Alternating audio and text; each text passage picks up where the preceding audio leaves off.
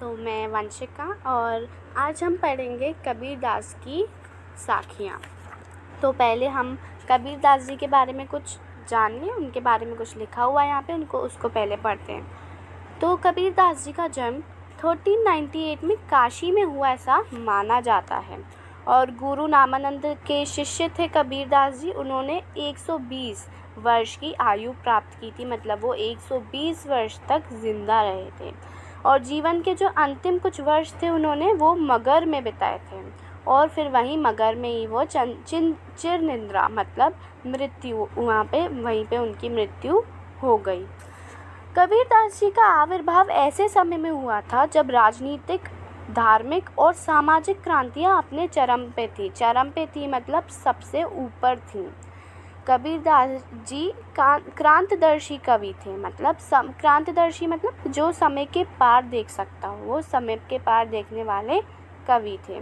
उनकी कविता में गहरी सामाजिक चेतना प्रकट होती है। उनकी कविता सहज ही मर्म को छू लेती मतलब अंदर तक छू लेती है, ऐसी कविताएं होती हैं उनकी। एक और धर्म की बाह्य आडंबरों मतलब ऊपरी दिखावा, जो धर्म के नाम पे ऊपरी दिखावा होता है, पूजा पाठ करना, और जो धर्म के नाम पे बहुत ज़्यादा लड़ाइयाँ होती हैं, वो सब होता है बाह्य आडंबर। जैसे कि आप पूजा पाठ कर रहे हो, वहीं पे आप अपने मन में गलत चीज़ें सोच रहे हो, तो वो तो ऊपरी दिखावा ही हुआ ना, उसी को यहाँ बाह्य आडंबर कहा गया है। पर उन्होंने गहरी और तीखी चोट की है और वहीं पे दूसरी ओर आत्मा परमात्मा के विरह मिलन पर भावपूर्ण गीत भी गाए हैं। कबीर शास्त्रीय ज्ञान की अपेक्षा अनुभव ज्ञान को अधिक महत्व देते थे। अब शास्त्रीय ज्ञान मतलब किताबी ज्ञान जो आप किताबों से प्राप्त करते हो, और अनुभव ज्ञान मतलब जो आपको अपने संसार से मिलता है। अब जैसे सबको पता है कि कबीरदास जी अनपढ़ थे, उन्होंने शास्त्रीय ज्ञान या किताबी ज्ञान कुछ भी प्राप्त नहीं किया था और वो अपनी जो साखियाँ थीं, अपनी जो दोहे थे, वो अपने शिष्यों से लिखवाते थे, है ना, और अपने वो बोलते जाते थे, उनके शिष्य लिखते थे। तो उनकी साखियों में सिर्फ उनका अनुभव ज्ञान है, शास्त्रीय ज्ञान नहीं है, इसलिए वो हमेशा अनुभव ज्ञान को ज़्यादा वो प्रेफर करते थे, महत्व देते थे।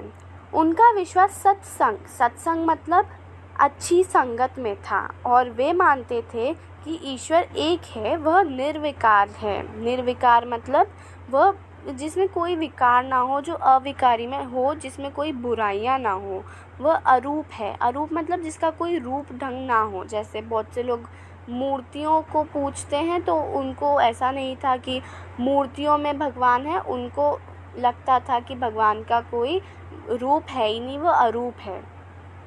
कबीर की भाषा पूर्वी जनपद की भाषा थी।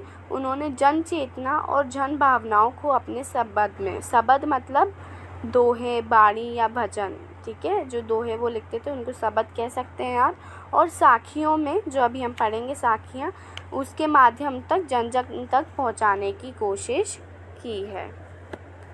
अब पाठ प्रवेश। तो साखी शब्द साक्षी से शब्द का ही तद्भव रूप है। साक्षी शब्द साक्ष्य से मिलकर बना है, जिसका अर्थ है प्रत्यक्ष ज्ञान। प्रत्यक्ष ज्ञान क्या होता है? आँखों देखा ज्ञान, मतलब वो किताबी ज्ञान नहीं होता, मतलब जो ज्ञान आप आँखों से देखते हो, जो आप महसूस करते हो, वो होता है प्रत्यक्ष ज्ञान। यह प्रत्यक्ष ज्ञान गुरु शिष्य को प्रदान करता है। संत संप्रदाय में अनुभव ज्ञान की ही महत्ता थी, मतलब शास्त्रीय ज्ञान को या किताबी ज्ञान को इतनी महत्वता नहीं दी जाती थी, शास्त्रीय ज्ञान की नहीं, है ना। कबीर का अनुभव क्षेत्र विस्तृत था, उनको बहुत अनुभव था। क्यों था? क्योंकि वो जगह जगह भ्रमण करके प्रत्यक्ष ज्ञान मतलब आँखों देखा ज्ञान या फिर अनुभव ज्ञान प्राप्त करते थे। और उनके द्वारा रचित साखियों में उनको बहुत सारी भाषाएं आती थी, जैसे अवधी, राजस्थानी, भोजपुरी, पंजाबी, इन सब भाषाओं का भी प्रभाव उनकी साखियों में आपको देखने को मिलता है। और उनकी साखियों की भाषा भी काफ़ी सरल होती है और उनकी भाषाओं को पचमेल खिचड़ी भी कहा जाता है। कबीर की भाषा को सदुकड़ी भी कहा जाता है। सदुकड़ी मतलब साधु की भाषा। साखी वस्तक दोहे छन है। तो कभी पाठ प्रवेश हमने पढ़ लिया और कबीरदास जी के बारे में भी हमने पढ़ लिया। साखी क्या है? वह एक दोहा ही मान लो, दोहा छंद है वो एक। तो अब दोहों पे आते हैं। साखी। तो पहला दोहा, ऐसी बाणी बोलिए मन का आपा खोए, अपना तन शीतल करे औरन को सुख होए। तो ऐसी बाणी बोलिए मतलब इस साखी में यह बताया गया है कि हमें ऐसी वाणी, बाणी मतलब वाणी, वाणी मतलब वाणी, हमें ऐसी वाणी बोलनी चाहिए, ऐसे बोल बोलने चाहिए जिसके आपके मन का आपा, आपा मतलब अहंकार, आपके मन का जो अहंकार है वो ख़त्म हो जाए और आपके तन को शीतलता मिले और औरन को सुख होए, मतलब दूसरों को भी सुख हो। ऐसी वाणी बोलो जिससे कि आपको खुद का भी, आपके अंदर का अहंकार ख़त्म हो जाए, आपके तन को शीतलता मिले और दूसरों को भी सुख प्राप्त हो, दूसरों को भी आपकी वाणी सुनकर बुरा ना लगे, उनको अच्छा लगे, वो भी आपको फिर अच्छा ही बोलेंगे, आपसे अच्छा ही बर्ताव करेंगे। तो इसमें वाणी का, इस दोहे में वाणी का महत्व बताया गया है। वाणी मीन्स बोल, जो आप बोलते हो, मतलब वाणी जो भी। कस्तूरी कुंडली बसे मृग ढूंढे बन माही, ऐसे घटी घटी राम है दुनिया देखे नाही। कस्तूरी कुंडली, कस्तूरी कुंडली क्या, कस्तूरी क्या होता है? कस्तूरी होता है मतलब एक सुगंधित पदार्थ होता है जिसमें से बहुत अच्छी स्मेल आती है, ठीक है। कुंडली मतलब नाभि, कुंडली मतलब नाभि।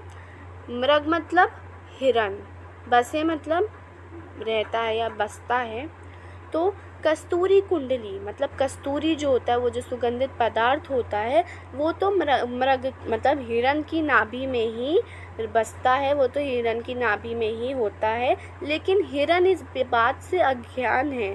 ढूंढे बन माही मतलब बन मतलब वन, वन मतलब वन, जंगल, वो पूरे जंगल में, पूरे वन में उसको ढूंढता रहता है। उसको इस बात से वह ज्ञान है कि कस्तूरी कुंडली जो है वो उसके खुद की नाभि में बसती है और वह उसे पूरे जंगल में खोजता रहता है, ढूंढता रहता है।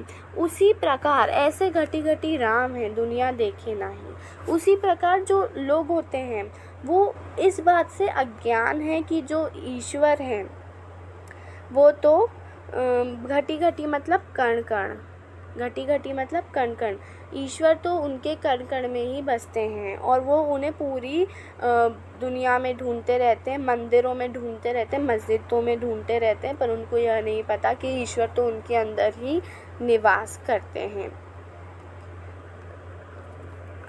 जब मैं था तब हरि नहीं, अब हरि है मैं नहीं, सब अंधियारा मिटी गया जब दीपक देखा माही। जब मैं था तब हरि नहीं, मैं मतलब यहाँ पर मैं का मतलब है अहंकार, मतलब जब अहंकार था, हरि मतलब ईश्वर के लिए हरि शब्द इस्तेमाल किया गया है। जब मेरे अंदर अहंकार था तब ईश्वर नहीं थे, मतलब अगर आपके अंदर अहंकार होगा तो आपके अंदर ईश्वर वास नहीं कर सकते, हरि का वास नहीं हो सकता। अब हरि है मैं नहीं, मैं मतलब अहंकार, अब ईश्वर है अहंकार नहीं, मतलब अगर जब आपके अंदर से अहंकार ख़त्म हो जाएगा, अहंकार निकल जाएगा, तब हरि मतलब ईश्वर आपके अंदर स्वयं ही विराजित हो जाएंगे, वास करेंगे, ठीक है। अब अंधियारा मिटी गया जब दीपक देखा माही। अंधियारा मतलब यह अंधियारा अज्ञानता का प्रतीक है, अंधियारा मतलब अज्ञानता और दीपक मतलब ज्ञानता, ठीक है, ज्ञान का प्रतीक है दीपक। मतलब जब आपके अंदर से अंधियारा मतलब अज्ञानता ख़त्म हो जाएगी, अज्ञानता मिट जाएगी, तब आपके अंदर ज्ञान का दीपक जलेगा और वह आपके अंदर ज्ञान की रोशनी चारों ओर फैला देगा। सुखिया सब संसार है खाए अरु सोवे, दुखिया दास कबीर है जागे अरु रोवे। तो सुखी तो वो पूरा संसार है, सुखिया सब संसार है मतलब सुखी तो वो पूरा संसार है जो अपना जो वास्तविक सुख है, खाए अरु, खाए मतलब खाना, सोवे मतलब सोना, जो खाता है और सोता है, ठीक है। वो पूरा संसार सुखी है जो लोग अपना वास्तविक सत्य, जो अपना वास्तविक सुख सिर्फ खाना और अच्छे से सोना, इसी को अपना वास्तविक सुख मानते हैं, वही सुखी हैं। दुखिया दास कबीर है, मतलब दुखी तो वह कबीर दास जी हैं जो जागे अरु रोवे, जो जागते रहते हैं संसार की चिंता में, ईश्वर के बारे में सोचकर और संसार की चिंता में, लोगों के दुखों को देखकर रात भर जागते रहते हैं और रोते रहते हैं। यहाँ पे सोना अज्ञानता का प्रतीक है और जागना ज्ञानता का प्रतीक है, ठीक है। मतलब जो लोग सिर्फ खाने को और सोने को ही अपना वास्तविक सुख मानते हैं वह लोग अज्ञान हैं। और दुखी तो कबीर दास जी हैं जो संसार के सुख के बारे में संसार के दुखों के बारे में सोच कर, ईश्वर के बारे में सोचकर हमेशा जागते रहते हैं और रोते रहते हैं। बिरह भुवंगम तन बसे, मंत्र न लागे कोय, राम वियोगी ना जीवे, जीवे तो बोरा होए। मतलब बिरह मतलब बिछड़ना, बिरह मतलब बिछड़ना, भुवंगम मतलब सांप, भुवंगम मतलब सांप, तन मतलब शरीर, बसे मतलब बसना, ठीक है। बिरह भुवंगम तन बसे, मंत्र न लागे कोय, राम वियोगी, वियोगी मतलब बिछड़ना, वियोगी का भी मतलब दूर होना, जीवे, जीवे का मतलब जीवन, और बोरा का मतलब पागल, ठीक है। तो इसका अर्थ है कि बिरह भुवंगम तन बसे मतलब जो ईश्वर से बिछड़ने का जो दुख होता है, जब वो मतलब मनुष्य ईश्वर के विरह के दुख में बिल्कुल सांप की भांति हो जाता है। कैसे?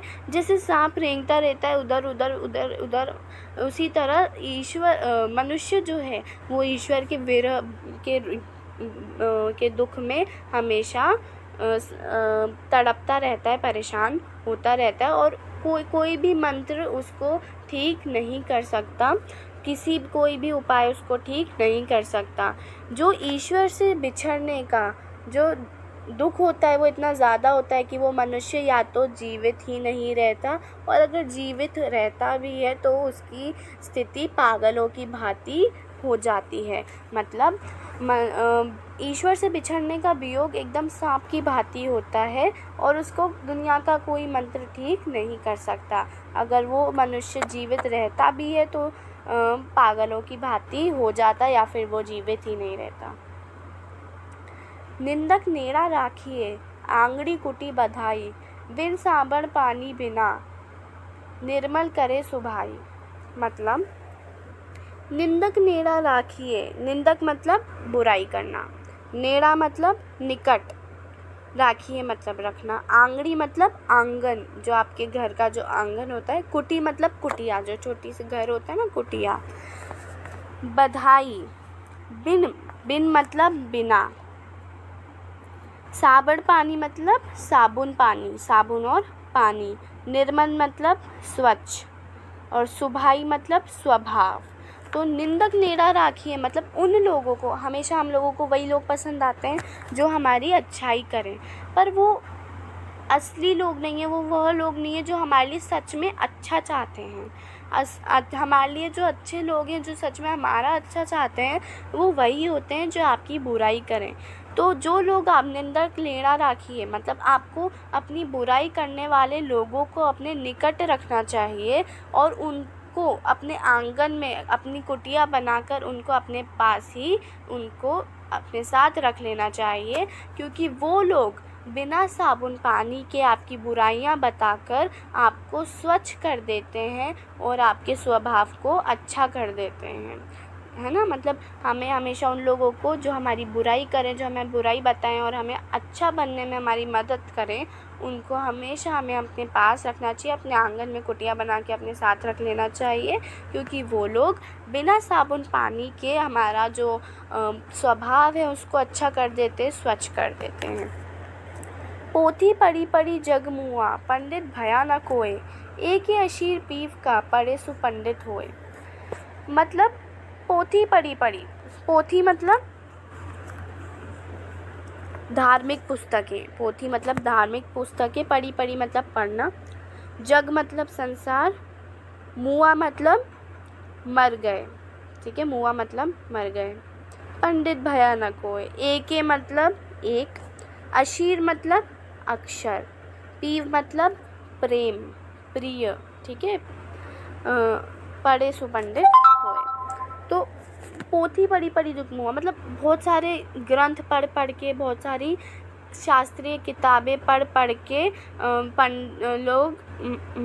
लोगों की मृत्यु हो गई, वह इस संसार से चले गए, लेकिन उनमें से पंडित कोई नहीं बना, ठीक है। अगर आप एक अक्षर प्रेम का पढ़ लें, ईश्वर के सत्य को जान लें, तो आप पंडित बन जाते हैं। मतलब किताबी ज्ञान प्राप्त करने से, केवल शास्त्रीय ज्ञान प्राप्त करने से, बड़े बड़े ग्रंथ पढ़ने से कोई पंडित नहीं बन जाता। एक अक्षर अगर आप प्रेम का पढ़ लें, ईश्वरीय सत्य जान ले, तो वह पंडित बन जाता है, ठीक है। मतलब शास्त्रीय ज्ञान इतना महत्वता नहीं देता जितना अनुभव ज्ञान महत्वता देता है, ईश्वरीय ज्ञान महत्वता देता है, महत्व होता है। सो अब आखिरी, हम घर जालिया आपना लिया मुराड़ा हाथी, अब घर जालो तास का जे चले हमारे साथी। इसका मतलब क्या है? मतलब हम घर जालिया आपना मतलब हमने पहले अपना घर जला दिया, अब हमने एक मशाल अपने हाथ में ले ली है, और जो भी हमारे साथ चलना चाहता है उसका भी हम घर जलाएंगे। अब घर जलाएंगे का क्या मतलब है? मतलब बुराइयाँ। हमने पहले अपने अंदर की बुराइयों को जला लिया है, उनको ख़त्म कर दिया है, और अब हमने अपने हाथों में एक ज्ञान रूपी मशाल ले ली है, ठीक है। हमने अपनी बुराइयों को ख़त्म करके ज्ञान रूपी मशाल अपने हाथों में ले ली है, और अब जो भी व्यक्ति, जो भी मनुष्य ईश्वर के रास्ते पे चलना चाहता है, अब हम उसके भी अंदर की बुराइयां ख़त्म करेंगे, और उसको जो भी हमारे साथ चलना चाहता है उसको उसकी बुराइयां ख़त्म करने में उसकी मदद करेंगे। तो इसी के साथ आपका ये चैप्टर कंप्लीट होता है। अगर आपको इसके क्वेश्चन के भी आंसर्स चाहिए अभ्यास प्रश्न के, तो आप मुझे बता दीजिएगा, मैं वो भी आपको प्रोवाइड करवा दूँगी। Thank you so much.